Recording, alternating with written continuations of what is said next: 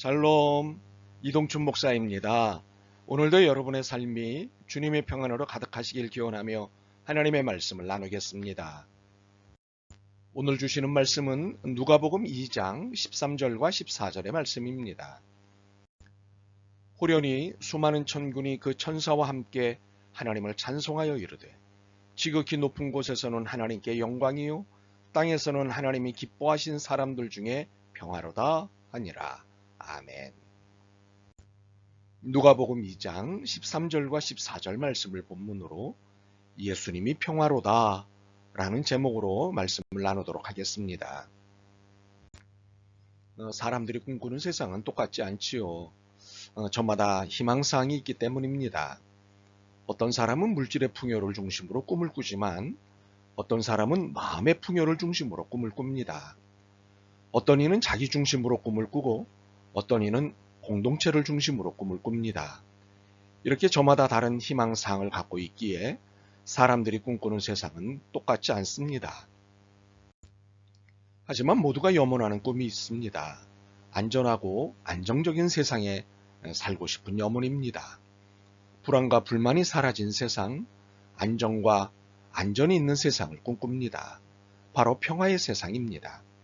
그래서 인류는 단 하루도 거르지 않고 평화의 세상을 만들기 위해 노력했습니다. 물론 평화의 꿈과는 이율배반적인 행동이 더 많기는 했습니다. 전쟁입니다. 그럼에도 사람들은 평화를 꿈꾸고 말합니다. 도대체 왜 이런 이율배반적인 그리고 모순적인 태도가 나타날까요? 우리 안의 죄 때문입니다. 에덴 동산에서부터 하나님의 말씀에 불순종한 죄는 지금까지도 여전히 하나님께 불순종하도록 합니다. 그래서 하나님의 뜻에 어긋난 삶인 이율배반과 모순의 삶을 살게 하는 것입니다. 그것의 대표적인 삶이 전쟁입니다.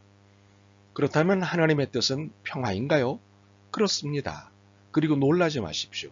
평화는 하나님의 첫 번째 선물입니다. 네? 하면 놀라는 분이 계시는군요. 놀랍겠지만 사실입니다. 우리의 최초의 조상인 아담과 하와가 살았던 에덴 동산은 평화 그 자체였습니다. 그 어떤 불의도, 불평도, 불안도, 불만도 없는 완전한 평화, 샬롬이 있었던 곳입니다. 그렇습니다. 그곳 에덴 동산은 샬롬이었습니다. 바로 이 샬롬을 노래하는 것이 오늘 본문입니다. 그리고 이 샬롬을 기대하고 이 샬롬을 재현하는 것이 오늘 본문입니다. 그렇다면 본문으로 들어가 볼까요?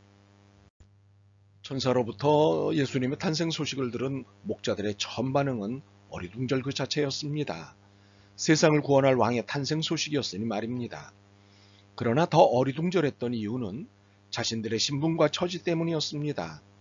당시 목자의 신분과 지위는 최하위층이었습니다. 그래서 세상은 목자들을 함부로 대했지요. 그래서 목자들은 세상을 함부로 살았습니다. 천대하는 세상에 막 살던 사람들이었습니다. 그런데 누구도 눈길을 주지 않던 이들 목자들에게 인류 최고의 소식이 전해진 것입니다. 그러니 자신들의 신분과 처지에서 볼 때 너무도 황송한 일이었던 것입니다. 그래서 어리둥절했던 것입니다. 물론 이런 황송함의 태도가 겸손이라는 차원이라면 바람직합니다. 그렇지만 목자 신분이기에 이러해야 한다면 이해는 동의할 수 없습니다. 왜냐하면 예수님은 신분과 처지를 따져 구원하시는 분이 아니시기 때문입니다. 예수님의 구원의 기준은 사랑이십니다. 그렇기 때문에 기독교는 어떤 양반이 대선 후보 시절에 했던 다음의 말에 동의해서는 안 됩니다. 극빈의 생활을 하고 배운 게 없는 사람은 자유가 뭔지도 모를 뿐더러 왜 개인에게 자유가 필요한지 필요성 자체를 느끼지 못한다. 일정한 수준 교육과 기본적인 경제 역량이 있어야만 자유라는 것이 존재한다. 이 양반처럼 사람을 신분과 환경과 수준으로 구분하고 따지는 것은 기독교의 진리가 아닙니다. 기독교는 사랑입니다. 그렇기에 예수님의 오심은 사랑이십니다. 사랑으로 오셨기에 예수님은 평화이십니다. 바로 이 사실을 목자들에게 예수님의 탄생 소식을 전한 그 천사와 함께 수많은 천군, 하늘의 큰 군대이지요. 수많은 천군이 선포한 것입니다. 지극히 높은 곳에서는 하나님께 영광이요 땅에서는 하나님이 기뻐하신 사람들 중에 평화로다. 우리는 이 천사와 천군이 찬양 드린 내용에서 두 단어를 주목합니다. 영광과 평화입니다. 본문 누가복음이 신약성경이니 언어가 그리스어인 헬라어입니다. 영광의 헬라어는 독사이고 평화는 에이레네입니다. 독사는 존경하기에 경배를 드리는 것입니다. 오직 하나님께만 해당되는 것이 독사 영광입니다. 그렇다면 예수님의 탄생이 왜 하나님께 영광과 경배를 드리는 일이 되는 것일까요? 인류를 구원하시기 위한 하나님의 전적인 자기 희생의 결정이시기 때문입니다. 이로써 하나님 때문에 인류가 구원받게 된 것입니다. 그러니 영광을 받으시는 것은 마땅한 것이 아니겠습니까? 에이레네는 구약 성경의 샬롬과 같습니다. 즉 평화입니다. 그런데 샬롬의 의미는 그 반대 상황을 이해할 때 더 분명해집니다. 평화가 없는 상태를 이해하는 것이지요. 그것은 부정의 불의의 상태입니다. 약자를 괴롭히고 없는 사람의 것을 빼앗고 부정으로 부를 축적하고 권력을 사유하고 법과 제도를 가진 자들 중심으로 재편, 개편, 유지하는 등의 행위는 부정의하고 불의한 일입니다. 이것의 근본적인 이유는 죄 때문입니다. 하나님 그리고 하나님의 말씀을 따르지 않는 죄 때문입니다. 이 죄의 문제를 해결하시고 죄로부터 구원해 주시기 위해 예수님이 탄생하셨으니 지극히 높은 곳에서는 하나님께 영광이요 땅에서는 하나님이 기뻐하신 사람들 중에 평화로다를 찬양할 수밖에 없는 것입니다. 그러므로 예수님은 평화이십니다. 불안과 불만이 아닌 안정과 안전을 주시는 분이시니 평화이십니다.